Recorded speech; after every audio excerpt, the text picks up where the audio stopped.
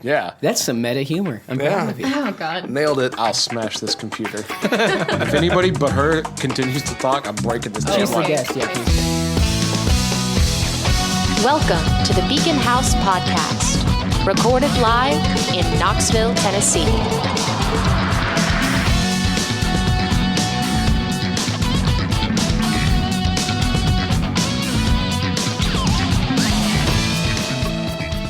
Anyways, that's why I just decided to stick with cow's milk only. No, none of that other shit.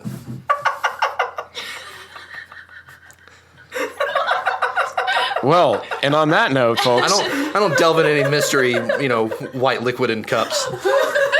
I learned my lesson. Okay, then.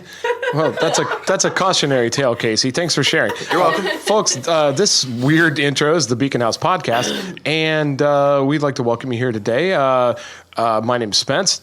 I'm Hunter. I'm Casey. And we have a guest joining us today for the podcast roundtable here. Why don't you go ahead and introduce yourself? Hello, I'm Eliza Weathers. And what do you do? I am a voice actress and narrator through ACX. So everybody's going to know right off the bat why she sounds so much cooler than we do. Absolutely. And we're expecting you to just deal with it and not hurt our feelings. This light, also, I heard it makes our voices a lot more buttery, so yours is just going to fall right off. Light. That's right. Yeah. We were told somewhere on the internet, on the social medias, that the lights in here make our voices buttery. Yeah, that's right. Lights. I'd like to know the scientific reasoning behind that. Yeah, I know, is it's none. weird. There is none. It's Well, just a Ma- proven magic, fact. It's a just proven magic. fact. Got it. Sorry. Casey, you told us earlier tonight that you hit your head. What? I'm not. You want me to tell it? It's a very awkward story. What was it, coral, you said? No. Well, okay. So let's set it up. I don't like running into people I went to high school with. I didn't like high school very much. The first half, I just didn't like high school. Period. I didn't like it. I didn't care for it. Graduated, did all that thing. It's not like I flunked out or anything. I didn't like the cliques. I didn't like the aspect. He's like, I didn't like it, but I will assure you I was good at it. No, I mean, some people might think, oh, he didn't like it because, he wasn't academically well-rounded. Like you're afraid you don't want anybody to think that you didn't enjoy it because you struggled with it, like your sexuality. Oh, God. Oh, my goodness. Hey, We're just psychology prepping you for the states that- politics episode. Psychology states that if you haven't questioned something, you haven't made a decision on that thing. Damn straight. I'm very comfortable with my sexuality, I guess. I don't know. So anyways, I definitely struggled, especially with math. I hate math. But I don't like seeing people from high school. Anytime someone's like, hey, remember me? We had this class together. I'm like, sorry, I kind of blocked it out. I really don't care for it. So I went to a Firehouse Subs to get myself a number 10, the smokehouse beef brisket. It's delicious. What? I don't know that I've had it. I always get the hook and ladder. You're not living life unless you've had the number 10. I don't know. That's sir. a pretty good sandwich. I mean, there might be a better one on the menu, but it's still a pretty fucking good It's sandwich. melt in your mouth good. Number 2. Sounds like What she said. so. Going right back to that if you- sexuality joke you made. If you wanted to keep talking about high school, you could have just said so. But anyway, so you went to Firehouse anyways, Subs. God, you guys are on. Folks, I'm going to be just ganged up on this entire episode. Oh, another just one. like high school. Oh, my God. This is just. Wow. Oh, my goodness. come on. I'm going to get a lot of. Always. I'm definitely going to get like texts and phone calls from parents and family from this Yeah. one. Just be like, do we need to talk? No, we don't need to talk. This is the episode when church will kick me off the worship. This is going to be that. This is going to be one of those that we actually can't put out. That we have to put it in a vault. So it'll be the lost episode. It'll be this one. Where's the one where you guys talk about Casey's sexuality? Anyway, back to the meat. Innuendo after innuendo. really- It's like a Seth MacFarlane. I mean, to be fair, you kind It's of true. set yourself up for all of I this. did. Thank you. And I did it on purpose. Thank you. Go ahead with your story. All right. So, anyways, I go into Firehouse Sub, order my food, and the guy goes, "Man, you look really familiar. Did you go to Carnes High School?" And I went, "Yes," which I probably could have just said no and been done with it, but no, I had to say yes. And he goes, "Oh yeah, is your name Casey?" I was like, "Yes." And he was like, "Hey, it's me," and I was like, "I'm sorry, I don't know who you are." And he was like, "Really? Like, we hung out in class and stuff. We had, hung out after school, went to the mall and shit. And, we did stuff, we're friends." And I was like, "I'm really sorry." He's I was like, that one summer we swam a lot, we peed in front of each other. Why? I was your first Casey. This is really not going to be able to be used. It's me. We dated for a while. I wasn't trying to out you as a social asshole. I thought you'd make up the story where you hit your head on the coral. No, so that's what I'd like. He got to the point. It got to the point where he was like, "You really don't remember who I am," and I was like, man. "No, I'm really sorry," and I felt bad about it. So I came up with this just off the cuff story where I was like, "Well, I moved to Florida." For a couple of years. And he was like, "Oh, yeah." I was like, "Yeah, when I was down there, I went swimming and hit my head, and so I don't have really good memory anymore."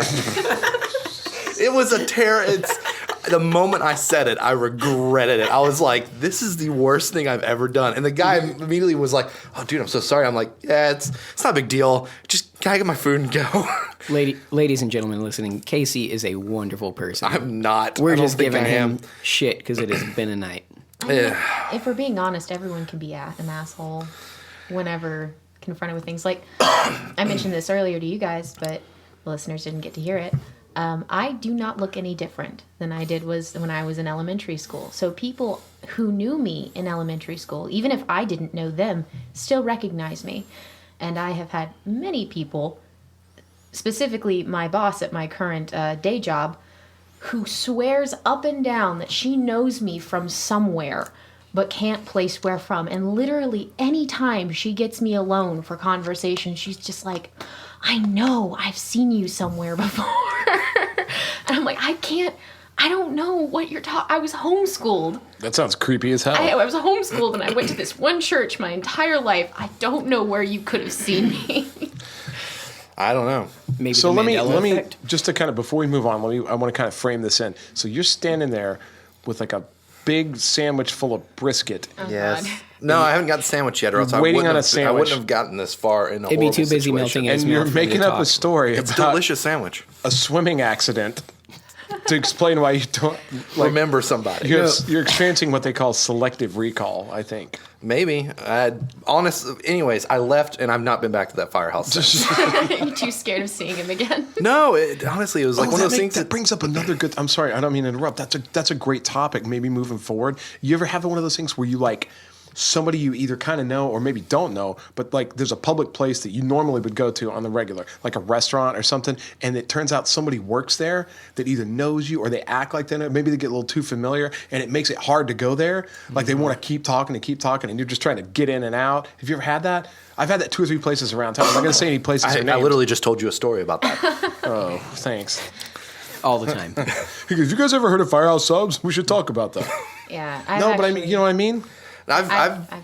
I've had multiple scenarios where like go to the Apple, walking in the mall, walk past the Apple store. Someone's like, "Hey man," and I'm like, "I can't walk by this store." And I go to the mall and I have to go the long way around. God, why be that? There's a bizarre social dynamic there, but I think we all have it. You ever do that thing where you don't get out of your car? Am I the only one's ever done that? Like the neighbor or something's out there. And what sucks is with I like my neighbors. I get along with my neighbors, but sometimes I just don't want to talk. And I pull up and like I see them pulling up too, and I'm just like I'm waiting it out. The barista at work that opens, she Calling them she out. tells me all the time that she can see me pull into the parking lot and sit in the car and just wait as long as possible before I go in. Yeah, Just watch you completely question your life. Yeah, She's like, she goes, "I cheer you on every time." I'm like, "You can do it. Get You out of can the get car, out of the Hunter. Take that step. Going back to the Apple Store thing, I will clarify because I know I have some friends that work there who listen to the podcast. I'm not speaking of them. This is a person that doesn't work there anymore. But there was a time where I couldn't walk by the Apple Store because a person I used to work with at a movie theater worked there. And and they would just take your whole day over. yeah, they'd be like, "So man, like what's going on? Do you remember this one time where like, this thing happened at the movie?" I'm like, "Just leave me alone. Yeah. I don't, just stop it." Yeah. No, I actually have a couple of instances like that. And funnily enough, they actually happened at the mall as well. And I guess that's just because lots of people work at the mall. For a very long time, my ex worked at the mall. And he swapped between working at 2 different kiosks. And so I would like intentionally like circumvent that area whenever he was here. Was he one of those terrible people that'd be like, "Coupon? And you're No. like, no thanks. Thank Please God, stop no, following no. me." He was a douchebag, but he wasn't like that level. Casey, I'm proud of you for not getting the dictionary out on that one. What? She said circumvent. I know what that means. Look, Hunter. That's when you. I don't need a non-Euclidean vocabulary to know what circumvent means. Zing. Holy shit. Yeah. That's some meta humor. I'm proud of you. Oh God. Nailed it. And there was also. I'll smash this computer. If anybody but her continues to talk, I'm breaking this She's damn the line. guest. Yeah, I please see. continue. So I was going to say there was one other person. They also worked at the mall that I've told many stories about. He has heard these stories before. I will not name this person. So you just avoid the mall at all costs. She was Well- pointing to Casey. Yeah, No, that's I'm not true. pointing to you. No, it's fine. Stop putting I don't even words work in there. in my not actual mouth. I know that's why. My I know that. gestures. I know that's why you Stop don't come putting words to downtown. my You know I gestures. work downtown. You don't want to come down there and see me. That's fine. I actually don't like going downtown just because of how trafficy it is. That's I'm fair. not the best driver. I'll be open about that. And the roads are not the best down there. They're god awful, actually. But no, this gentleman. Why do I call him a gentleman? He's not a gentleman. He was is kind of my stalker in like the most distant way. You know who I'm talking about. In the most distant way possible. He was like, he showed up at the end of my driveway one day. We live in his old house. So he knows where I live. And I actually have his old bedroom. And so for some reason, he just thought that that meant we were supposed to be together. That's probably the camera he hid in there. Yeah, probably. I mean, you never know. No. But Creepy bastard. Sorry. I'm sure. I'll give him the benefit of the doubt. Like, I don't think He has a crawl space that he just gets in between the Yes. walls and gets up there by Well, a closet. no. Have you seen The Visit? I have seen them. Creepy crawly grandma. Gonna get you. No, I'll be honest though. This guy is way too tall to fit in a crawl space. Well, if he knows you're on the podcast, at least we're gonna get one more fan. Well, I am also going by Eliza Weathers on this podcast, so he may not know that it's me. Please finish your story, I'm Casey. sorry. It's okay. It's okay. But no, Trying to get away from all the gay sex stuff at the beginning. Oh, we were gone. Yeah. It was back there. I know. You Not brought it that back there's up. anything wrong with that. but like he's just this particular person is just one of those people who just pops up in the most peculiar places. Like he was at a convention that I was at, and I was like in full on cosplay because I'm a huge nerd like that. And he still was like, "Hey, I know you," and I'm like, "Oh my god, don't look at me." Well, you know, like I heard recently on a talk show, to quote Jennifer Lawrence, she said, "It wouldn't be Christmas without a stalker." There's some backstory love to her that. Why so are much. you quoting Jennifer? Wait, hold up. Why- You don't like why- Jennifer Lawrence? I think that she is a talented actress, and apparently she's cool.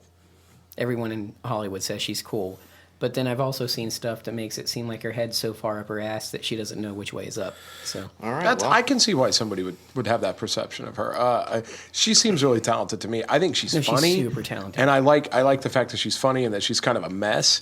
In interviews, you see, like I feel like you get a real person, but I also feel like that's somebody that was like probably entrenched in a type of fame that few people can really grasp at a certain age, kind of a thing. And I think that she's I don't know. I've heard her say things to indicate like that she's almost so overworked that she's like about to just like have a mental breakdown every time you see her, and like well, you know. don't want that to happen to anybody, but I will, and again, not that they're even the same person or relatively close, but you put something on. I'm pointing to Casey because tell him why I'm pointing. Spencer's pointing to Casey to indicate that Casey is about to. I was hoping. No, I wanted Good you job. to say the visual podcast thing. yeah, I good, know. Good job, Well, Hunter. no, they Drop know the ball. We have taglines. You're obviously Spencer. not very good at them. You fucking numbnuts. Like Yes, I posted on Facebook Jesus. recently about Kristen Bell. she is a national treasure. I want you to know something. I was going to comment on that. Did Nick I was Cage gonna, find her? I was going to say something to Nick Cage. No, he had to steal the independence first, Yeah. or the Declaration. I don't care. And then, Such a terrible. and then he had to deal with those bees. But you know what I'm talking about? You see Wicker that? Man. Yeah, 5 minutes of Nick Cage losing his. Everybody, stop right now. Go to YouTube and YouTube 5 minutes of Nick Cage losing his shit. You're gonna get one of 8 Exceptional different film. videos. But if you get the one where he's just dragging whatever it is through the street at the beginning and shouting, it's It's the If you best get the thing one ever. where he's dressed as a bear and punches somebody, it's the same movie. It's So incredible. you're going to comment on my Anyway. Kristen Bell I was post. going to comment on the post. I realized I would just save it for the podcast because I'm a massive Kristen Bell fan from way back, and Veronica Because Mars. all you did was comment Veronica Mars, and I was like, okay. Well, you know what's else funny too? There's a certain place in Knoxville, and of course we know none of us really get into like where we work or what we do because we're super opinionated on here. But Yep. an establishment that you may or may not be seen in an awful lot and might possibly take a paycheck from is where I met Kristen Bell. Yeah, you told me that. Yeah. She had like a eye thing, you said? No, I don't know. I don't know about that. Oh, you said it was like bothering her or something. I think maybe she had like I don't know. She might have had something wrong with her eye, or like an eye infection or something. But you couldn't tell, and she was super polite. She was in the lobby with Dax Shepard. Oh crap! I said lobby, and it could be anything. But Many places have many lobbies. places have lobbies. This is true. So anyway, they were both there. They were really, really nice. And I was trying not to be super creepy. And they had all these people around with like iPads. And, you know, when you became famous like that, you've got all these managers and assistants and like whatever. But I tried to just be really nice. Like, I really like you guys. And I will say this before we move on. And I could do 75 podcasts about Veronica Mars and how important it was and why. And actors from that show are now in all these big movies and they've gone on to do all these incredible things and blah, blah, blah, blah, blah. Speaking of Kristen Bell and Dax Shepard, like those two have one of the most peculiarly compatible relationships. And if you ever get a chance to listen to them talk about it, like when they first got together, they almost couldn't stand each other. They instantly did therapy, and they've been doing it ever since. And they give a lot of great relationship advice. And he actually has a podcast. I think it's called Armchair Expert or something. And his first guest was his wife, Kristen Bell. And they kind of almost got into it on the podcast. And then they do all these cool things. Like they'll start arguing, you know, and he'll go, well, I drive you crazy. She'll go, you fucking do drive me crazy. You're doing it right now. And she's mad because in the room there's like a toilet and there's no walls around it. She's like, this is not sanitary. And he's like, what? It's just a toilet. She's like, nobody's going to use that. And they both stop and they go, I love you. I love you. And they do it right in the middle of the arguments. And they're like, no matter, they get mad, but they always stop and like appreciate each other. Anyway, you could tell that it's two people that have been in therapy for like forever. But they're pretty cool. Not that they're in love, but that they've been in therapy. Yeah, so the moral of the story is it doesn't matter if you're in together. love as long as you're in therapy. Rewinding a little bit, what is the place that you have to avoid this stalker? I don't know if I got that or if you said it and I just wasn't listening. I'm sorry. He used to work, and I don't know if he still does because I haven't seen him there for a minute.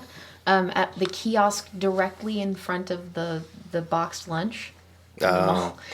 He used to work there, and then he jumped back and forth between like three other ones, and I haven't seen him since. Wait, What is is this this? your ex or stalker boy? This is Stalker Boy. What is this bizarre kiosk trade that I don't know? don't know. There's like a whole vast network of kiosking. I think people just pick them up like for one day at a time. Maybe, I don't know. Yeah, my to give you an idea of my ex just a little bit. The kiosk he worked at was a vape stand. Ooh, there you go. I bet he did Yeah. competitions. He tried Not to. that we- He fucking tried to. Not that we have any ill judgment against those who vape. That No, is I don't have any right. judgments That against is those right. who vape. I have a judgment know, like, against those 12 who right vape now. competition. I know who get, 12 like, a- vapors that actually listen to this podcast, and I love them. You I guys, just- No, I there's love nothing you wrong with so vaping. much. It's a Yeah. great alternative to smoking. Yes. However, if you're going to go into hold on. Okay. I just well- wanted to be clear Okay, that that's sorry. not what was intended with what was said. what all I'm saying is the people that hop into boxing rings Yes. and then do like who can do the biggest cloud or can like do something crazy with their vape smoke, like competition, those people can go drink bleach. Casey, those people put No, gloves I- on and hit each other. What do you... No, there's videos of people doing like there's like a crowd around them and they like take hits and like blow. It's ridiculous. Is that a It's real so thing? Yeah, it's vape competitions. They're so absurd. Yeah, you know what? It's the same people that eat Tide Pods and think the Earth is flat. You don't know that. Go on. I was just gonna say it is actually a thing. Like there like are conventions for these people to go and do these competitions against each other, and like their tricks, you know, the blowing the circles and all kinds of dumb stuff. That sounds like soon we're going to devolve to the point where people dress up in costume and go to like funny book conventions. I know. I just can't imagine that ever happening, right? Funny book conventions. Can I tell them to get out now? Let's Can I hold on. Let's. Now, see, Funny. We're close, but let's let them stay for now. see, I think vaping like using it to quit smoking, because I know several people who are doing that, and I think that's fantastic because you can lower the amount of nicotine that is in it as you go. Right. I think that's great. But if you get into it just like to look cool, I think you might have a problem. I think that if you need to maybe, work through. yeah, no, and I will say this. Just like the whole pumpkin spice thing, I've been judgy. Jesus. I've been judgy about vaping a little bit, and And I want to clarify that the Han Solo thing, you have to have blue pants with red stripes. we're gonna, you to know be- what? That we have a very surly, salty, dangerous guest. She might have coming already up. been on here. We don't know yet. Oh, that's We right. don't know when we're We have gonna no release idea when this. this is going to air. We're going to get to that anyway. But I actually didn't know that about vaping, that you could sort of tune the amount of nicotine in it. And I always thought, like, I get you're not getting tar and you're not getting all the carcinogens and all that kind of stuff, but you still get nicotine. And that's the crazy. See, I smoked for like 20 years because I'm old as crap. So I could smoke for 20 years and then quit and still be around you. Anyway. So what he's saying is smoke for 20 years and then quit. You'll be fine, kids. Yeah, Yes. and then you can have a vape competition. No, the thing is, I smoked for a long time and I quit, and then I quit before vaping got really big, and now it's pretty big. And I always thought but you still get nicotine. Like, what are you doing? Like, people go, I'm using this to quit smoking. I'm like, but you're going to be super addicted still. I didn't know you could actually decrease that. So that actually, for all the people that I've said anything crappy about or teased, like, good for you. That's actually good. I remember back when we used to smoke, like, we didn't have competitions or anything. We would just stand around and be salty all day. Yeah. We'd be like, yeah, look at these people not smoking, you know? But that's actually pretty cool. I will look at it with a fresh set of eyes, knowing that, you know. Yeah. And it smells good as fuck. Yeah. Yeah. It And can. not- It not can the smell peanut butter. good. Dude, some of them smell good as It shit. can smell good. I was I at know- a show like a couple days ago, and somebody was smoking something crazy, and and I kept going, who is that? Who is that? I think it was our friend Brandon Cobb. Goes, it's that guy over there. He's smoking a whole donut shop. Jesus. It was awesome. No, I know my my ex had one that was like cinnamon roll, and it smelled great. But you see, I'm a brittle asthmatic, so it wasn't good for me to be around that. And like, he was just obnoxious with it, like to Yeah. a level that was just beyond douchebag. It was just ridiculous. I understand. There- Sorry, go ahead. I was going to say, not everyone, of course, is like that. Well, I give props to people that are using it intelligently to try to Yeah. quit smoking or just to try something new. Like I think maybe the people you have a problem with, maybe the ones I kind of are the ones that use it, like getting a new set of rims on their car. You know? Right. They're like, hey, check out my e-cigarette. And it's this massive box that has like a chrome wheel that spins on it. And you're just like, cool. They get all the customizations. They can build themselves, and they can make their own juices and all this shit. And it's Yeah. just... It's a lot. Yeah. It's a lot. You know, you see him driving around in a Ford Focus. It's fine. Do not let. Not that there's anything wrong with that car. Come on. We're so I like- polarizing. I like the Ford Focus. It gets great gas mileage. By the way, this podcast is brought to you by Ford. If only you guys had a sponsor. We might have. We might Whoa, now. we have a sponsor. If there are any sponsors listening, look how great we sound. Oh, man. Yeah, but man. we're happy to have more sponsors. I have a topic I'd like to discuss with you guys. We've discussed movies on this podcast quite a bit. I was about to kind of go in a movie direction. Let's go in a movie direction. Okay. Because we never do that. I would. We were all at one point kids that wanted to watch the movies that we weren't allowed to watch. Never. Never a kid. Okay. God. Shit. Whoa. Jesus. That's when she like vanishes and everyone's just like, oh. But no, I would like to know, like, what was the first like horror movie or R-rated movie that you saw like secretly without telling your parents? I didn't have to. I basically just saw stuff. Yeah. Well, I mean, okay, so what was the first horror movie you ever saw that like really set you in motion for horror movies? The one that I saw first was Scream when they rented it from Blockbuster or whatever, and I was like 7, and I slept with my cowboy gun under my pillow.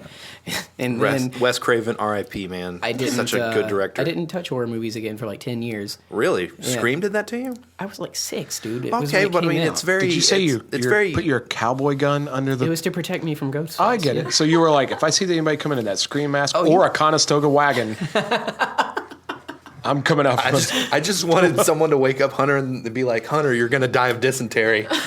I was He's like, I see that thing coming through the window. I am going to ford the river. Yeehaw! all I knew is I was gonna whoop ass in my Toy Story underoos. That's I'm all right. sure I you believe- were. I could see you. I was just going to say, the first R-rated movie that I ever saw was Robin Hood Men in Tights. Is that rated R? Is Yeah, that? I think it That is, makes isn't sense. It's an R-rated That movie. I would believe it. Mel Brooks, Yeah. that makes sense. I'm pretty sure it's an R-rated movie. Either that or it's like, no, it has to be R. It can't. I don't know. be Back in the like, there's a lot of movies that came out.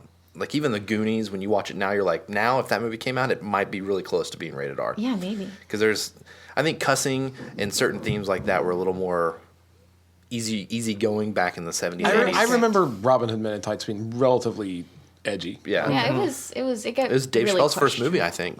But then the first like horror movie that I sought, my parents didn't like horror. They didn't let me watch it when I was a kid. So the first horror movie I watched. Shout out to the parents. Yeah. The first horror movie I watched was actually in my room when I was very sick. I had my laptop and I was like, well, they can't stop me. And so I watched The Grudge. That Oh. was the first one I ever watched. And I loved it. He refuses to watch it. Now, To did you this watch day. the original Japanese version, or Yes. did you watch the Americanized version? I watched, actually, think all 4 of the ones that had come out at the time. Because I've heard the Japanese versions are way more terrifying. Yes. Like they don't hold back. They Hands just down. go And can I just say, The Grudge and The Ring both. Which I heard that there's a movie, and this could be fake, but I heard there's a movie that like takes the Grudge girl and the Ring girl and like fights them. They're fighting each other. I've not heard that. Yeah, but I would not. Maybe. I would not be surprised if that was a thing that happened. They like to do team ups like that. Okay. But no, I watched. I think that I did them all in one day. I watched all 4 of them in one day. Found them somewhere. Probably online Thanks, YouTube.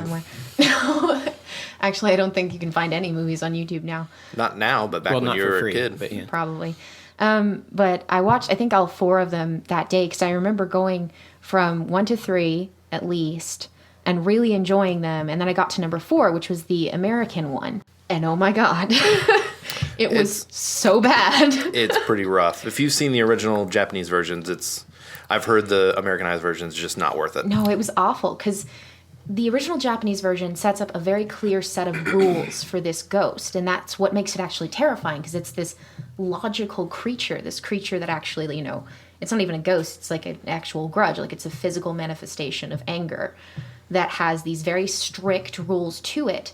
But in the American version, they're like, oh no, we're not going to take any of those rules. We're just going to throw them out the window. Who cares about rules? It's more scary if it doesn't have rules. In the American version, it like surfs, like it vapes, I mean- it wins a vape contest. I would not be fucking surprised. Fucking A. Just to clarify with the Scream thing, because I don't want the people that listen to think Mom sat me down and was like, "Hey, this will be fun. Why don't you watch this movie?" It's a good cover. I just happened to be in the room playing with toys or whatever, but that's what they were watching, my teenage brothers and mom and dad, and therefore I saw parts of it and it scarred me. The one that I actually sought out and I still was allowed to see, but turned me on to horror movies was Freddy vs. Jason, which was my first exposure to both of them. Not as icons, but like in film. Man, you started with the worst pile of Oh, man, trash. I was gonna say, But it that's didn't terrible. scare me, so it made it safe, and then I could. Yeah. that's awful. Because they were so iconic up until that, Yeah. Anyway, What about you, Spence? man, I honestly don't remember. We had cable. Pretty far back. Yeah, I know. Back in the 1800s. Well, Don't forget to get your Sedler accent out. that's right. But I go to the movie house. And By God. Might get Sometimes. dysentery. Yeah. So, shit. I don't know. We had cable, and I guess it was probably something like Texas Chainsaw Massacre or something that came on like after my parents went to bed. I do remember, and this is not great, but it's the truth.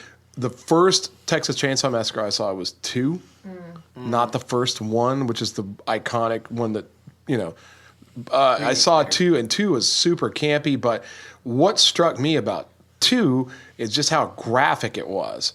And like I went back and it's just it's clown shoes compared to the first one, or even the remake that they did. Yeah. So they're not all winners, but I remember I had just never seen like something that grisly and graphic. Like I was sort of blown away. Like it warped my fragile mind. Speaking of fragile minds, Good segue. All right. Time to hear Casey's story. no. Zing. The one thing that amazes me about like the way we think of kids' minds is like what we think kids are going to be scared of. Because when I was little, I wasn't allowed to watch The Nightmare Before Christmas because my mom thought that would give me nightmares, and my mom thought that was going to scare me. But she let me watch, and I don't know if you guys have ever seen this movie, but it was considered a classic once upon a time. James and the Giant Peach. Yeah. Was that Tim Burton as well? No. No. It's But I thought it was claymation, or that style. Was it still stop motion. It was stop motion. I motion, don't think sorry. it was claymation. But it was fucking terrifying. And to this day, I still remember it as being terrifying. Now, if I watched it again, it might not be as scary as it was then. It's definitely probably not what you're going to like remember.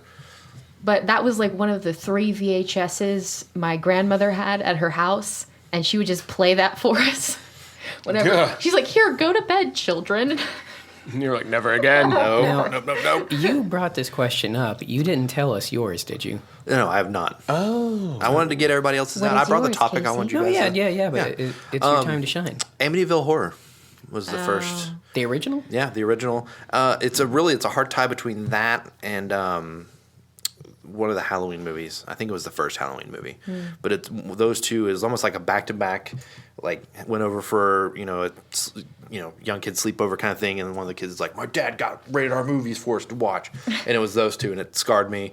Like, growing up, I was not into gore, horror, anything like that. Like, if it made my heart race, I felt like I was going to be like throw up or be sick, and so Right. like I got real anxious. But the older I got, the more nowadays it's surprised. Like, I'll go to the movies, and afterwards on my way home, give my mom a call. And she goes, well, what'd you do? I was like, oh, I saw this movie. She's like, oh, which one? I'm like, oh, Strangers. And she's like, is that the one with the person with the mask and stabbing people? And I'm like, yeah. She's like, I don't know.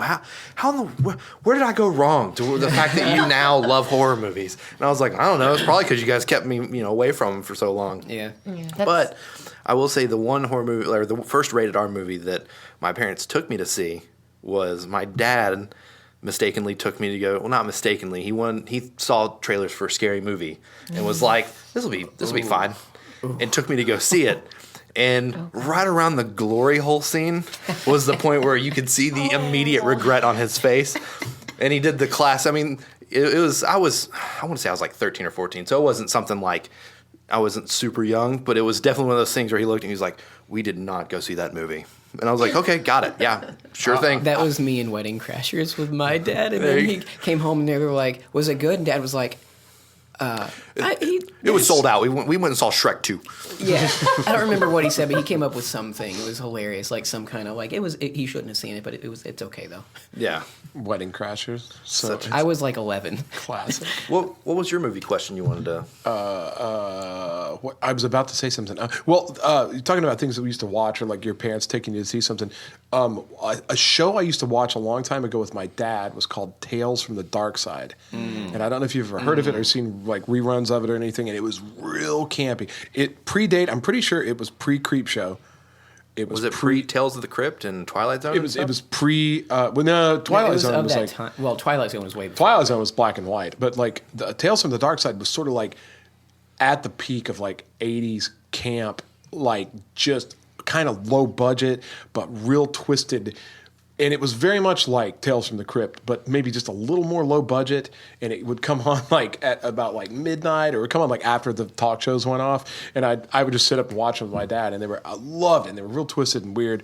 I think I actually own a bunch of them on DVD now. And it's not the caliber that the Twilight Zone is. It's not the work of art or even that Tales from the Crypt was. But it was very much getting into that weird TV kind of a thing, and it was every episode was different. It's totally a precursor to something like Black Mirror, 100%. Such a great show. Yeah, it's true. I can't get enough of that show.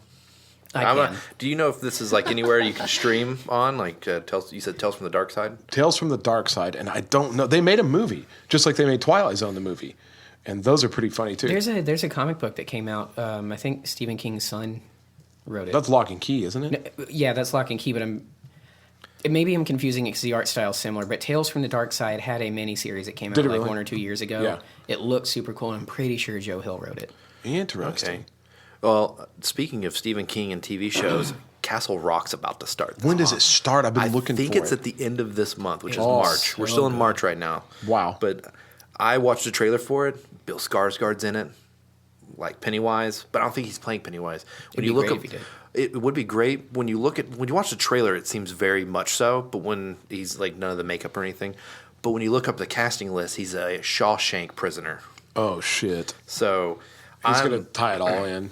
That's what the point I'm of the so show excited. is, right? Like they're taking like. I mean, it's all the- Stephen King and J.J. Abrams, and like, Yeah. I mean, I'm pretty fucking on And board. I'm pretty for that. sure no, Stephen. I mean, with the Dark Tower series, Stephen King's definitely said that all of his books are in the same universe. They are, but this is the first show that's like we're gonna really play that up. Yeah. And not all of his books cross over with the Dark Tower. Does it not? No. Does Pet Cemetery not tie over? Man, I don't think it does, but you'd have to find an expert. Yeah, it's not all of them, but it's almost all. You of can them. look at the Dark Tower Compendium, and it kind of explains a lot of that stuff. But like, for instance, like Desperation and The Regulators, those two Those books, two, don't they? They don't tie in with the Dark. Oh, they don't? The Dark. I don't think they tie in with the Dark Tower. I thought Unless maybe they, not regular. Unless they have a common bad guy, but Rose Matter doesn't like those like really yeah, there's just several. There's pared several. down. The Langoliers didn't tie in with the Dark Tower. What's the one love book? that It's my Four favorite. Past Stephen, Midnight is one of I his know best this is going to books. sound terrible because I say it's my favorite. It's one of my favorite Stephen King books, and I don't remember the title of it. I'm blanking on it, but it's the okay. one with the tunnels, like the Chinese miners and That was Desperation. Desperation. Is that tying into Castle Rock any? Do you think? I don't know, but it was looks one of like the. it might It be. was one, dude. This was the movie okay. was not great, but the book No, terrified me. In Ron fact, Perlman was they great can't in it. hardly make a good Stephen King movie or TV show anymore. But man, I will tell you this. Excuse me, the new It movie was fantastic. Okay, but it's a remake. Okay, whatever. Yeah, it was good. No, it was good. It was good. It was totally good. But man, Desperation came out at a time when he had everybody sort of thought he had sort of blown his load, and like Cujo was behind him, and The Shining was behind him, and Pet Sematary was behind him, and he was all of a sudden now he's getting sober, and it was a big deal, and he put out a couple of sort of clunkers, and it was for whatever reason. But man, Desperation came out, and it was. I feel like you can correct me on this, but I think it was his first book out of Castle Rock. Like it was set completely across the country. It had nothing to do with Castle Rock, think Maine. that's right. And it was totally, and I was like, whoa. And I decided to check it out. And man, I thought it was electrifying. Electrifying. See, you told me to read that one, and you told me to read Velocity by Dean Koontz. You said Velocity's- both of them you could not put down once you started reading them. Velocity's incredible. I read through both of those books, just blew through them. I think Velocity is the fastest book I've ever read. Yes, I haven't It absolutely. read starts it yet. out, It's- You told one me page about in, it launches and it just never stops. Bam. It's incredible. Yeah. Do we have first Stephen King books? Like, because a lot of people start like with the classics, but I started kind of backwards. I'm more like, we don't have to make it a conversation topic, but just like, do you guys remember your first one? Have you read one yet? I have not. We have reached territory that I have no knowledge of. Mine might have been Pet I think you would really enjoy some Stephen King You books. would. I would I'm definitely. sure. There's certain ones I would. Not worry about. Yeah, I wouldn't worry about. Like I wouldn't even try to start doing the Dark Tower series. That's God, it's so I have book incredible. one. Pet Cemetery but- would definitely be one I'd suggest you start first. I would maybe not even it. I wouldn't even. I don't know. Start with some of the small ones. Just Well, those- he's got- 1922 The Mist, novella. and it's got a very different ending from the movie. That's just as good, but it'll not. Yeah, the knowledge as I much. have of Stephen King is that he's written a lot of books. He specializes in horror thriller. That he has, I believe, 3 movies that I know of: The Mist, It, not counting the remake. That's one thing. I count those together. And then what was the other one I was thinking of? Oh, geez, What was in it?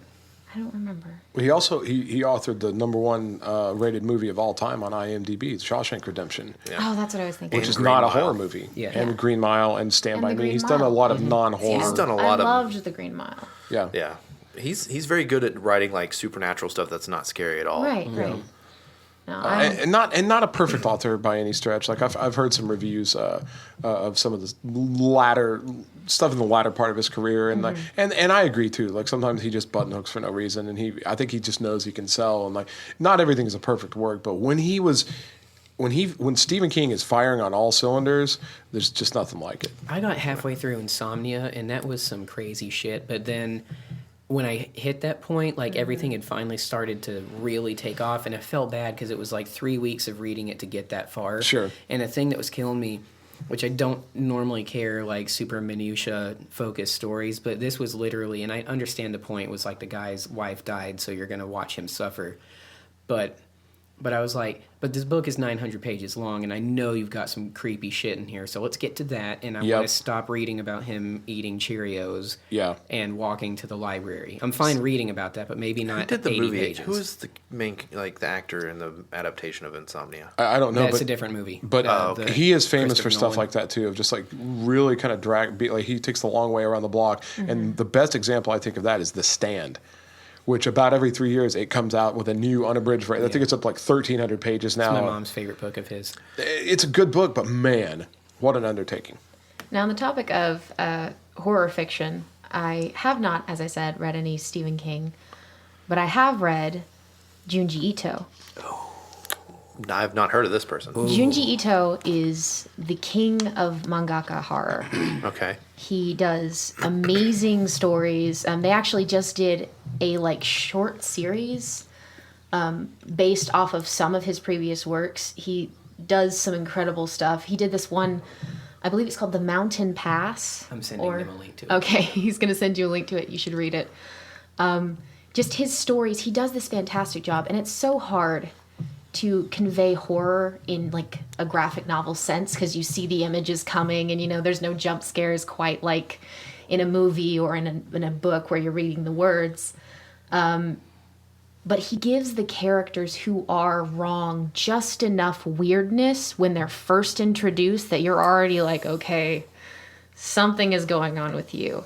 And he'll build it and build it and build it, and they'll turn a page, and that's how he does the jump scares. So you turn the page, and then you'll have this illustration of a horrific humanoid skeleton with fish body parts coming off of it and Whoa. lobster. Yeah, it's Lobster. That's GYO, and That's it is. Gyo.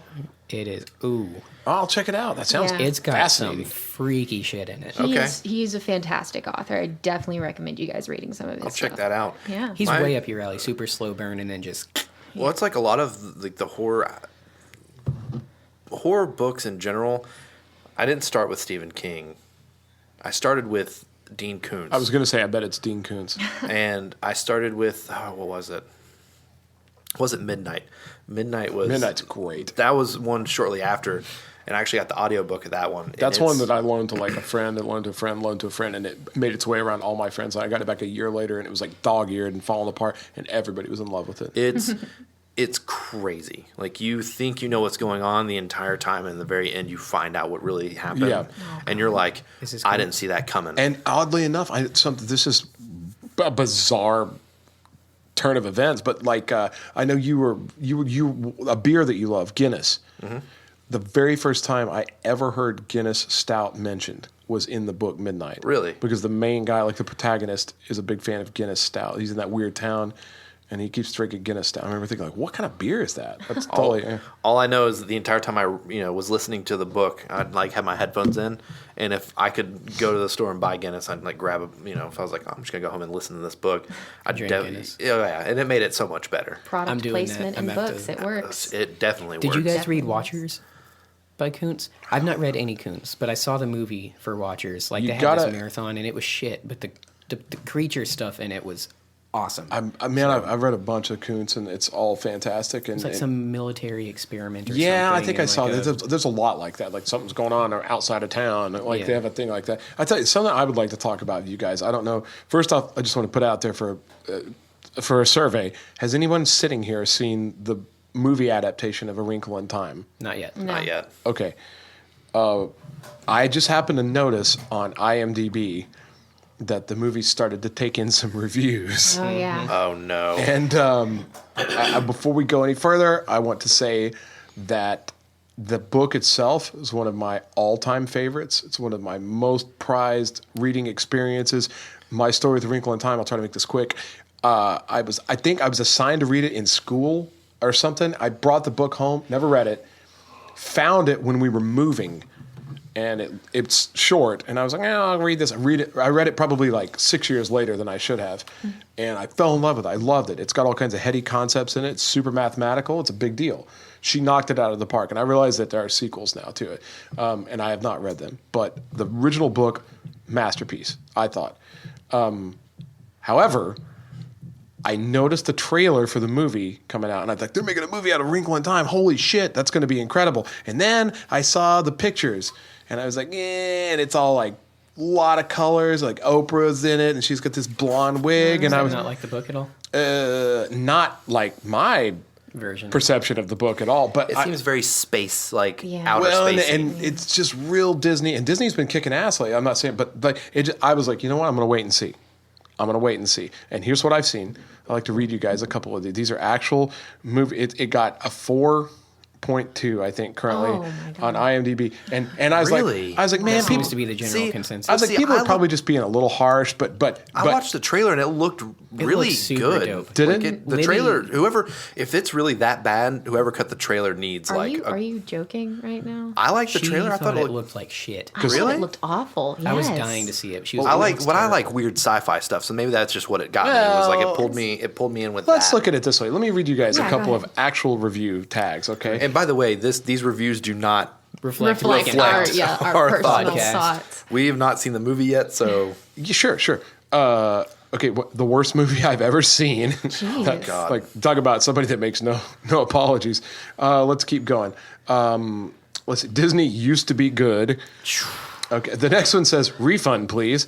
The next one, this one even got a 4. It says not a step in the right direction. Surprisingly hard to watch. After 50 years of waiting, I've never been so disappointed. It's a flop. Terrible. Total misfire. The movie stunk. Let me see. What just happened with 2 hours of my life? It really, somebody put that? Bad stuff. This one, listen to this one. Did the director even try? Oh. This person says the only reason I give it 1 star is so I could continue typing. God. I mean, these just keep going. Shit. One says garbage. The next one, it says a wrinkled up plot. Oh, So whatever, write that one, Casey? whatever. No. Whether I'm right about it being a good concept, whether like we're right about the trailer being a piece of shit, but this movie just ate shit really hard online. Man, that Thoughts? sucks. Anybody? I was just gonna say, like you said earlier, like it didn't look like you pictured it in your head, and that immediately made you kind of go, okay, Yeah. I don't know about this. And see, that's the big danger, I think, that, I mean, Disney faces it a lot, in my opinion, but a lot of people face this whenever they take a book, something that is beloved to people, people have their own image of the characters in their head, or based on what the author put in the book. And a lot of times, and I don't know why in the world they do this, the studios like cast people who don't look like the way the characters are described, or like completely retool the way the environment is Right. described. It's really strange, and it kind of dashes the hopes of the people who love the movie, or the like who love the book and want to love the movie.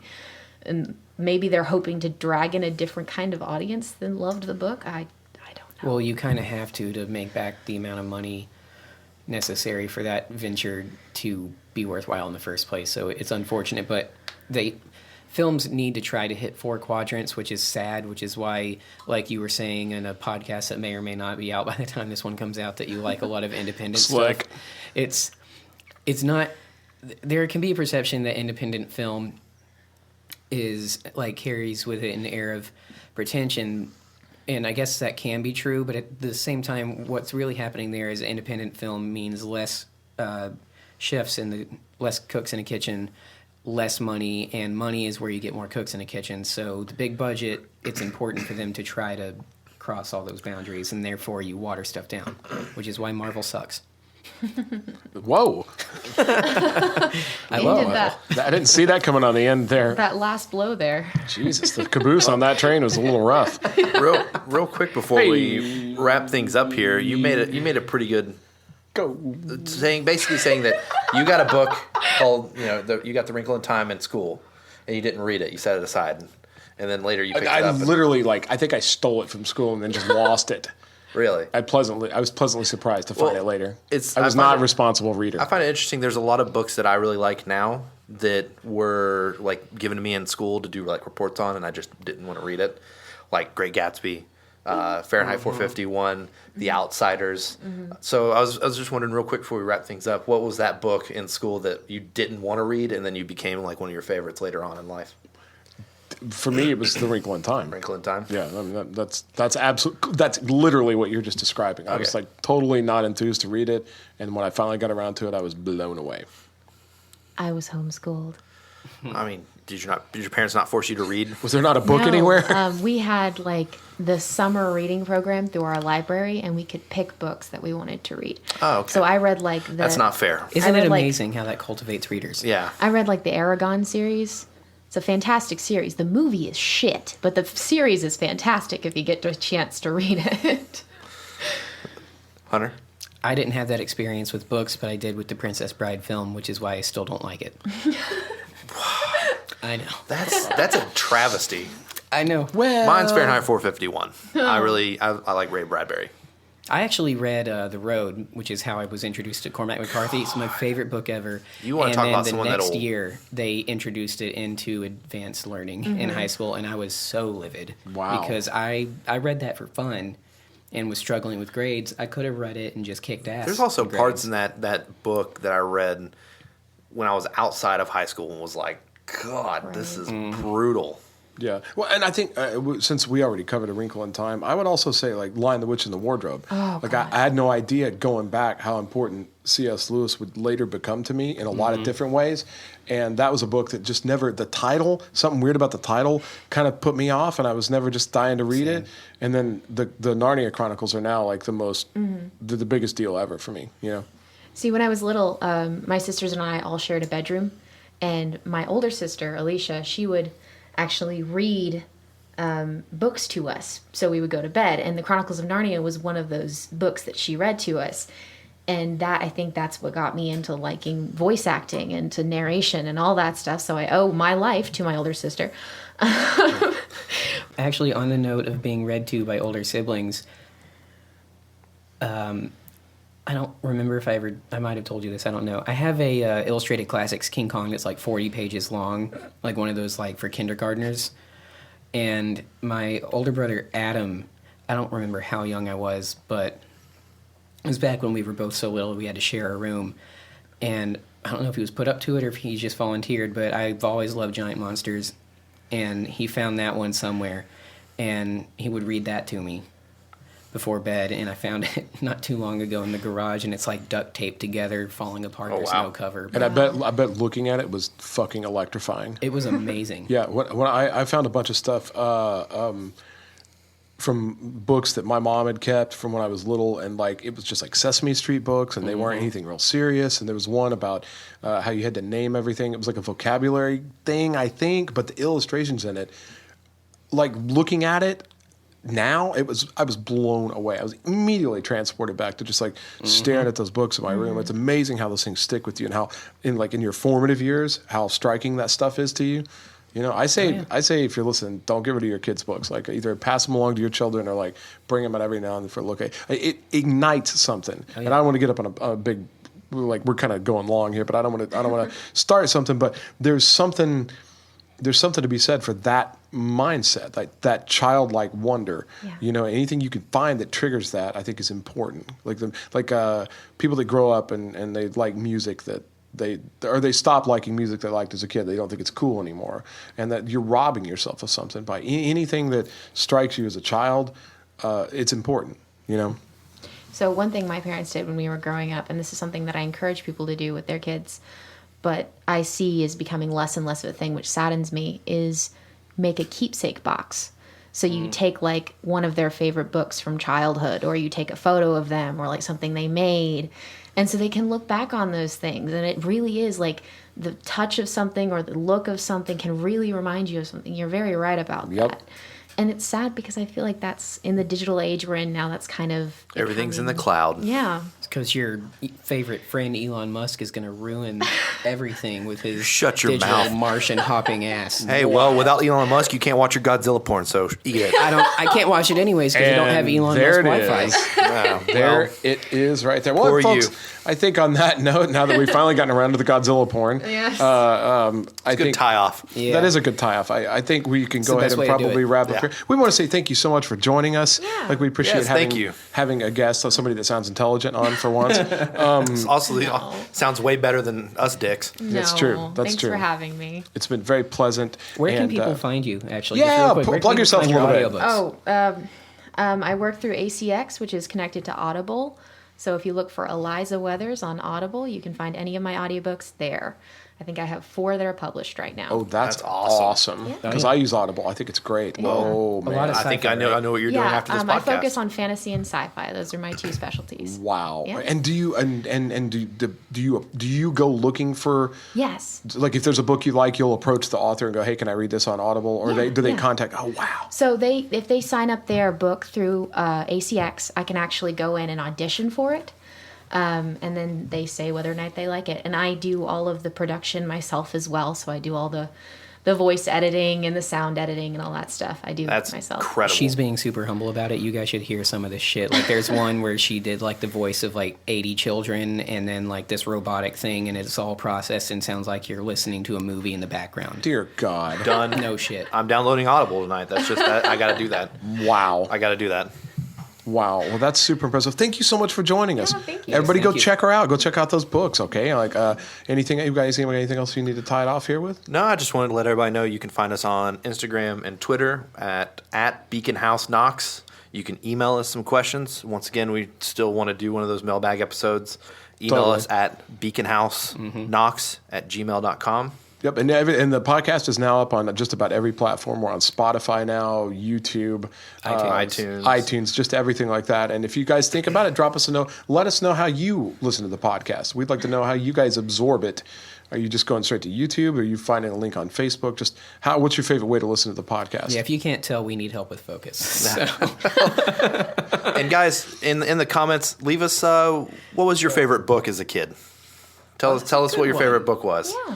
Growing up, maybe one that it was given to you in school that you didn't really care for, and now it's like one of your favorites. Let us know. What is your Wrinkle in Time? I want to make fun of you, but that's actually pretty good. That is It very is. good. It's damn good. It's a great That's a great question. note to end on. That's really great. You slap nuts. Thank you. Yeah. I think. Thanks for starting the summer reading program.